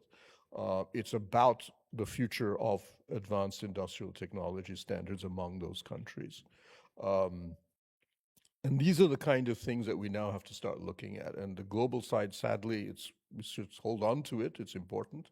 But we start to kneel. And that's why I think with the EU after the FTA, the next step, which I know both sides have agreed on, is to revive the Trade and Technology Council with India and make it into a Quad system for both sides. Yeah, I mean, this is a discussion at a liberal foundation, so we believe in trade and in the power of free trade, entrepreneurship. Miriam, can you give us some hope that this will help us in this context as well, in the geopolitical competition with BRICS? A lot has been said, but I want to point at some projects like that in principle work in that direction, that create co-benefits, infrastructure investments via the Global Gateway, the Just Energy Transition Partnerships, that in itself is a great principle, but just suffers from a lot of sort of domestic issues on all sides. So there are projects, and I think there are programs that are pointing exactly in that direction, creating co-benefits, not charity, and I think that's a key aspect of that. So it's time for you. I hope you use the last minutes to think about some questions.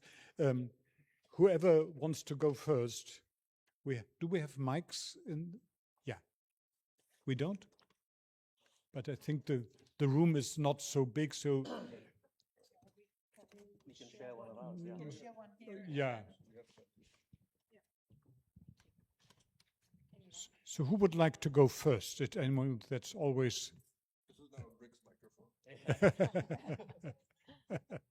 Any questions? Yeah. The only thing we don't have an answer for is the state of German football. Sure. Do you think it's likely that China will try to use BRICS for their own goals? I think they already are. Their problem is that the consensus rule makes it very difficult. Their hope is that with the expansion, this is going to be easier, because the heart of it is if we can isolate India or Brazil, in that case, they will have no choice but to back down. And that's definitely what happened at the expansion. Brazil was actually the hardest nut to crack. But when India succumbed and it was just Brazil by itself, the Brazilians said, we can't be the only country opposing it. We can't be isolated. So we back down. I think one of the things that we're in India, we're trying to map, and so far we haven't all that so good. China has another organization, which is the Shanghai Community, the Shanghai SCO, Shanghai Cooperation Organization, which was created by them and Russia as well. But China now completely dominates the SCO. Russia is almost a secondary member. India is also a member of the SCO, but not a founding member. And in many ways completely isolated within the SCO. I think we're the only democracy there, for example. What we're seeing with the Chinese, and we fought them even there, not so successfully, but like Chinese wanted to create an SCO bank. India vetoed it. They wanted a similar thing with the BRICS Bank. India vetoed it. Chinese created their own bank and just called it the SCO Bank anyway. But it's not actually an SCO thing. What we're starting to see, in our view, is that the Chinese are aligning what they're doing in the SCO, especially on trade and logistics, with the BRICS.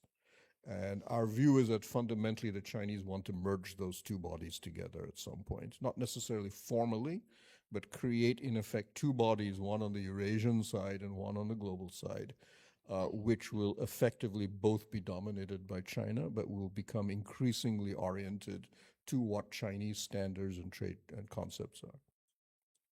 So, yeah, there's one more. If the BRICS current organizations, countries are inviting future countries to join, will that, I mean, I would think that this will be a big challenge because the interests will be even more different than they are now. I mean, for example, India's beloved neighbor, Pakistan, has just joined or has started to form a military cooperation with Turkey and Saudi Arabia. So, I mean, if Saudi Arabia maybe not part of BRICS, but if other countries like Pakistan wants to join BRICS, I mean, they cannot be excluded.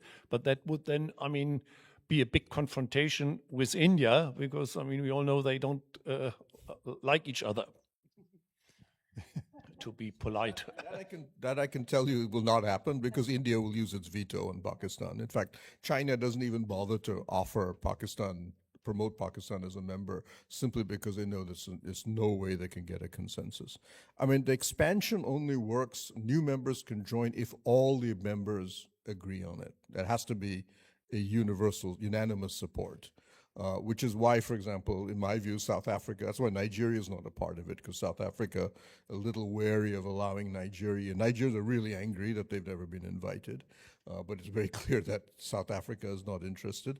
In the same way that Brazil makes sure Mexico is not a member. They don't want Venezuela. Yes, right. They just say we don't want to. But if you look at the new members have applied, that doesn't mean that they're necessarily going to get in. But what we're seeing is two big clusters. The first group of Latin American countries have applied. Colombia and Uruguay, for example, and so on. Paraguay, I think, as well. And a group of Southeast Asian countries, Thailand, Vietnam. And what we're starting to see, and I think this, for me, is interesting, American military allies joining for the first time. Traditionally, the countries that were military treaty allies of the United States stayed away from the BRICS. They said, this is not an organization for us. UAE, Saudi Arabia, Indonesia were the first to join, who are actual military allies of America, have formal treaty obligations very similar to NATO. Now you're starting to see a whole series of them walking off and saying, Mr. Trump may not like the BRICS, but we still want to join. Yeah. Can I just add something to that? Sure. I think the point that you made earlier, Pramit, about the potential use of BRICS as a military entity is very important.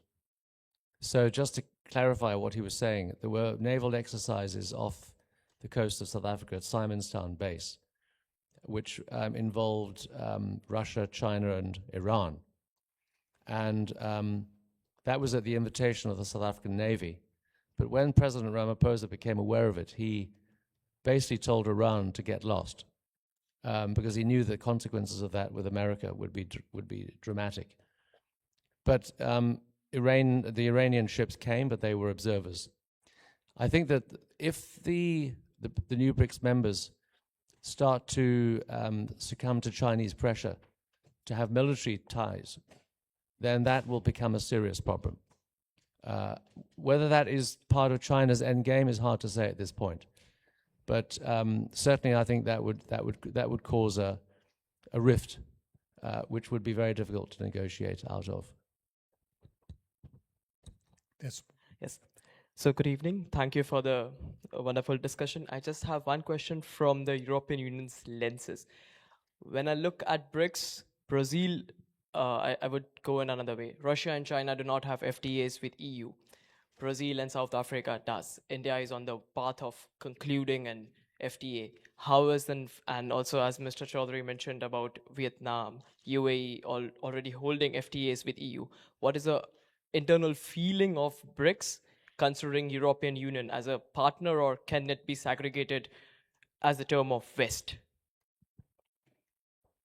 I don't think there's a joint feeling. I mean, there's not an ambition to have a joint position towards the EU or feeling. I think, I mean, I said this before, BRICS is one tool of many, and it's used for certain interests, but completely sidelined or just not significant for others. And I think bilateral relations to the EU is one of the things that are simply not a matter for BRICS to discuss, to evaluate, to have an opinion on. So I think the sovereignty, the claim for sort of uninterrupted, unintervened sovereignty of each of the member states is just much more important than that. So I don't think there's a view on that. Would you like to add on that? No, I agree with that. And I think that the position that BRICS countries should adopt is being a member of BRICS doesn't mean to say you can't also have free trade agreements. That must not be a condition of BRICS. You know, BRICS is an opportunity for countries to join, but it doesn't mean to say that those other relationships must be compromised. Can I just add something Sure. on that? And applying to become a BRICS member is extremely cheap because it doesn't exclude. I mean, I'm not surprised a lot of people, a lot of states want to join because at this point it's cheap. It can only benefit. I mean, it's not coming through. It's not a big deal. So I think, and that's sort of also partially an answer to that. I don't see. There's another question. I think this should be the last, then we can do a last round of closing remarks before we come to an end. So you have the honor to ask the last question. I'd like to make one more inquiry to the possible future extensions. Whatever happened with the application of Argentina? That was, I don't know, that was 2 or 3 years ago, and then suddenly they withdrew it. And the second one is Turkey. I remember that was 1 year ago or so. It was in the news that they would like to join BRICS too, but I never heard of that too. So what happened with these 2 cases? Well, I think President Milei doesn't regard BRICS as strategically a value. He also regards it as ideologically repellent because Milei obviously is a free market libertarian, and that approach is very different from certainly the approach of the dominant BRICS partners. I can't say that I know the answer with Turkey. I would imagine it's got to do with geopolitical rivalries within the BRICS membership. I think Pramit can answer that question. I mean, basically, India refused to allow Turkey in. India and Turkey have had not a very bad relationship, but it's not been a pleasant one. One result of that, curiously, is that Armenia has become the biggest buyer of Indian arms in the world, and we have a strategic partnership, military one, with Greece and Cyprus. But it's really, I mean, I wouldn't say it's a major one, but Turkey has been a big supplier of weapons to Pakistan. And Erdogan has, part of his thing of becoming a leader of the Islamic world, has made a lot of comments about Kashmir and a lot of anti-Modi things. It's not a major problem, but it's been enough for India to say we're not allowing Turkey in. I also question a little bit the seriousness of the Turkish ambition in that regard, because it knows very well that that's going to be the end of a lot of other relations that are very important. I mean, Turkey is a NATO member. I think that per se excludes a full membership in BRICS because the repercussions of that. But Turkey is very skilled in it. I mean, NATO membership hasn't prevented it from dealing with Russia right, in terms of web. But I think it would, by choosing BRICS, it would give away so much leverage as a bridge between all these.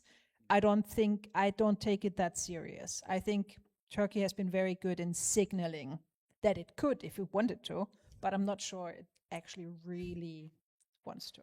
But that's an informed guess, I would say. It's not. Before we come to an end, I would like to give each of you the chance to give a core message, not a summary of this discussion. I think that's impossible, but a core message. What should our audience take home today? So as a researcher, what is really interesting about BRICS now, that it's kind of a barometer. I'm not sure if that's an English word. Is it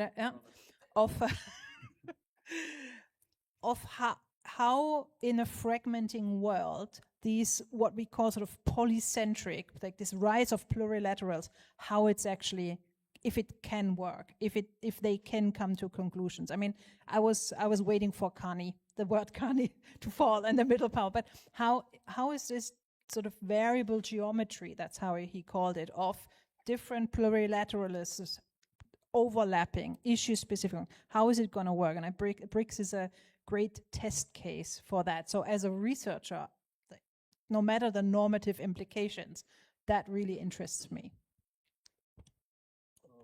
So yes, I'd love to build on that. So in India, the word is strategic geometries has been used by our foreign minister for the past 10 years. And at the heart of it is that we see an international order basically falling apart, and one that was underwritten by the United States. And for India, it's been also not perhaps as traumatic as it has been for Europe, but it's given that India over the past 20 years has been moving much, much closer to the United States. And now we're seeing that basically falling apart or becoming extraordinarily difficult to function. And here I would disagree with Toby on one point. I don't think it'll stop even after Trump leaves, because the progressive Democrats or the Democratic Socialists who are now basically taking over the Democratic Party are perhaps not as whimsical and bizarre as Trump, but their fundamental view is still isolationist. America must return home. America must stop sending its sons to die overseas. These global commitments of America are eating away our country. You saw AOC coming out at the Munich Security Conference and saying the global South should not get special favors. Everybody, if it's a rules-based system, the global South has to follow the same rules as the West. And manufacturing must return to America, but that automatically means a protectionist trade policy. There's no other way you can do that. So I would argue that the new consensus in America that is developing on both the Republican and the Democratic side is functionally going to be isolationist. And so this means then what replaces it is extraordinarily difficult to predict. Most governments have no idea. Could it be the Quad? Could it be the BRICS? Could it be just a bunch of middle powers without any name in terms of their cooperation? So governments are all basically trying to sign up with every single bet in town and see which ones function and which ones don't, because a lot of it is not going to be just determined by what the powers do with each other. It's going to be dependent on domestic policies in each of those countries. My company, Eurasia Group, is a risk consultancy, and we spend a lot of time talking to our clients and saying, look, where the problem with middle powers is they don't have a consensus on foreign policy because they've never had to do one. They've always basically run on their own. India's unusual in having an independent foreign policy for such a long time. But a Canadian foreign policy was basically just phone Washington and find out what has to be done. And suddenly now Canada is finding itself, oh God, we need an army. Britain, and I'm not attacking Toby on this, but the British Army now can only field 20,000 soldiers. For India, that's a staggering number because the British Imperial Army was 8 million strong, and 4 million of them were Indians. We now were discussing how the regiments in the Indian military all are British in origin, the Grenadiers, the Gurkhas, the Fusiliers, the Sikh-like infantry, every single, go to their headquarters. Their commanders were the Duke of Wellington, all of the great British military leaders all ran Indian regiments in the past. And suddenly the British Army is now this tiny, it's got smaller infantry than Nepal, right? And 10% of the British Army is Nepalese. So you suddenly find these middle powers, and everybody's looking at each other, who's going to be able to get out of this rut and find a solution, and it's not clear to anybody. So you're going to see this constant experimentation going on among countries, trying to figure out that solution. And this is now going to be an enormous international challenge. The Indian foreign minister recently speaking at a think tank I work with, the Ananta Aspen Center, was saying he's a professional diplomat. He is actually chosen by Prime Minister Modi because he said this is not about politics. This is about a guy who actually understands what the hell is going on in the world. And he said, you know, the last 5 years has been for me as a professional diplomat for 40 years, the most geopolitically unstable I've ever seen on the world. So the one British diplomat got up and said, what do you predict for the next 5 years? And his response is, the instability you've seen over the past 5 years will pale in comparison to the chaos that's coming. Yeah, I totally agree with what Pramit said. I think that the uncertainty is the only certainty that we have at the moment, because of the fracturing of the post-war consensus. And obviously since the Cold War, the rise of, the other powers, China, India, the balance of geopolitical powers is shifting dramatically. And most countries are hedging their bets. They don't know which way to go. So they're trying a bit of this and a bit of that. The other thing that we haven't really touched upon is the effect of AI on the power relations between countries, and also the battle between China and America for dominance. And of course, access to resources is going to be critical there as well. And it gives countries which have those resources greater powers, potentially, to influence the outcome of that battle. So I think that the next few years are going to be very difficult. So BRICS, as an institution, has an opportunity to be a force for stability, actually. Contrary to what might, be the consensus in the West, that it's going to be a threat. I think that the countries that have the interests of the world at heart, as opposed to BRICS or anybody else, should see BRICS as a stabilizing force. Not a counterbalance to the West, but something which is equivalent to what the West has been able to achieve, but for countries that have been excluded historically. Thank you so much. I think we couldn't deliver a solution or a clear answer to these questions. I think at the end we raised more questions than we could answer, but still that helps to understand the current geopolitical situation a bit better. And there's definitely the need for more in-depth discussions, research, and we will try to facilitate that from Friedrich Naumann Foundation. For tonight, all that leaves to me is to say a big thank you to our brilliant panelists. And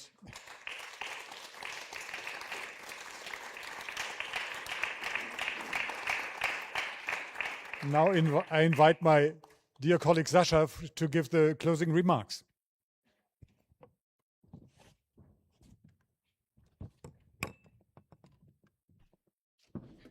Good evening from my side. And it's quite a challenge to add something right now. All the final messages, all the ideas, but I try something what liberals are good at. Sometimes out of conviction, sometimes out of necessity. We are optimists. And I try to add some optimism to the debate. The first reason for optimism from my perspective is that we finally discuss all those global issues in depth as Europeans, as Germans. 10 years ago, we did not. We had our values I share, lofty values, and we had thought there's a global trade order and we are the best and everything will turn out good. That doesn't work anymore. We finally understood that as Europeans, latest in 22, probably earlier a little bit, but we deal with those issues. And that's the first reason for optimism. Another one is, and it was finally made this point by Toby, we are not only in a changing world for geopolitical reason, power reason, great power competition reasons, we are in a shifting world because of AI and other technological developments. And finally, I think that at least those technologies rule the world and will rule the world, at least like those global issues, those global competition issues. And that's not only about resources. It's also about resources, but it's about standard setting discussions. AI has a transforming power. Many of us, me included, do not even imagine right now in its full scale. And is, by the way, since I'm dealing with the United States, somehow I hear this is a power in decline. When I have one conviction, it's not. And AI is one of the reasons for that, not the only one. Second one, as Europeans and as Germans, we have to find our place in this world. And we cannot lag behind in technology and in other issues. And therefore, I want to make one final point based on two ideas, two sets, which have been made on this panel. The first thing is compartmentalization, to compartmentalize our relations with other countries, to deal on common interests, on certain interests, and probably in some relations with other countries, forget about the rest. Not completely. And on the other hand, the point Toby made, we have a set of values like democracy, private property, entrepreneurship, market economy, competitions, and we should not forget about this, because they are the secret of success. And therefore, we have to bring this together. Cooperation and dialogue focus on certain issues and still be the West. And therefore, I'm quite optimistic that this starting point, those great global challenges, offer also an opportunity to define the West again and define also liberal values again. It's not an easy task, absolutely not. And one of the things liberals don't like, or I don't like, regarding values, but many liberals don't like, is compromising. To make compromises, but we have to. But it's not a contradiction to compartmentalize, to focus on certain areas, on certain problems with certain partners, and still to be a power for the liberal values, for values which made the world and can make in the future the world a better place. And that's my optimistic outlook, probably too optimistic. But I think we should discuss and argue all those problems we've discussed today. And we have a lot of reason to be optimistic. Chaos always can give chaos, or chaotic circumstances can always also give birth to new ideas and to new institutions. And we should work on this and not be too pessimistic. And thank you again to all our panelists, and thank you to everyone here in the room, and to our moderator as well. And I hope Naumann Foundation as a Liberal Foundation and you stay in touch, and we have a lot of opportunities in the future to discuss all those interesting issues. And thank you also to all people who viewed via our live stream. Thank you very much, and you are now invited outside for further discussions.